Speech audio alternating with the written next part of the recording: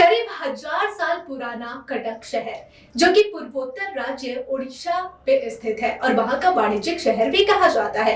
लेकिन क्या आपको पता है कि साल 1878 में यहाँ एक चर्च जो कि ब्रिटिशों ने बनाया था, वहां पे अगर आप जाएंगे तो ब्रिटिशों की कलाकारी भी आपको देखने को मिल जाएगी। लेकिन अब वर्तमान समय में उसी चर्च की स्थिति कुछ ऐसी हो गई है कि अगर आप वहां जाते हैं तो निराशा ही हाथ लगेगी। आइए आपको इस रिपोर्ट में बताएं कि वहां की खासियत और इस वक्त वहां की जो स्थिति है। वो भी एक समय था जब ब्रिटिश ने भारत को करीब 350 सालों तक अपने अधीन रखा था। देश के पूर्वोत्तर राज्यों में से एक ओडिशा भी है और इस राज्य का कटक शहर हजारों साल पुराना है, या यूं कहे कि देश के सबसे पुराने शहरों में से एक है।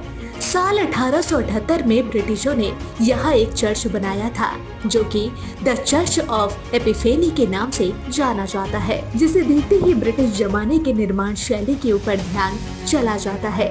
लेकिन अब यह चर्च इतना पुराना हो चुका है कि इसकी मरम्मत के लिए अर्थ प्रतिबंधक बन रहा है। ब्रिटिश तो चले गए, लेकिन कुछ एंग्लो इंडियन अभी तक कटक में है और अक्सर रविवार और दूसरे महत्वपूर्ण दिनों में इकट्ठा हो रहे हैं। लेकिन चर्च की स्थिति सभी को निराश कर रही है।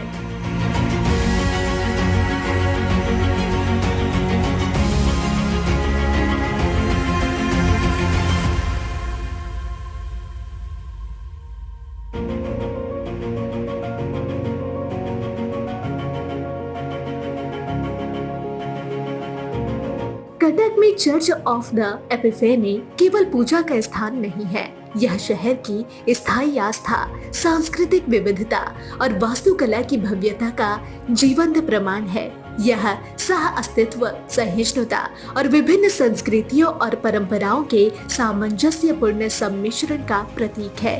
चाहे आप एक धर्मनिष्ठ ईसाई हो जो शांति की तलाश में हो, कटक की विरासत की खोज करने वाले इतिहास के शौकीन हो, या बस एक आगंतुक हो जो इस वास्तुकला की चमत्कार की सुंदरता को देखने के लिए उत्सुक हो, चर्च ऑफ द एपिफेनी आपका खुले दिल से स्वागत करता है। यह चर्च हमें याद दिलाता है कि इस ऐतिहासिक शहर के दिल में आस्था और विरासत पनपती रहती है, जो सभी के लिए एकता और श्रद्धा की भावना को मूर्त रूप देती है।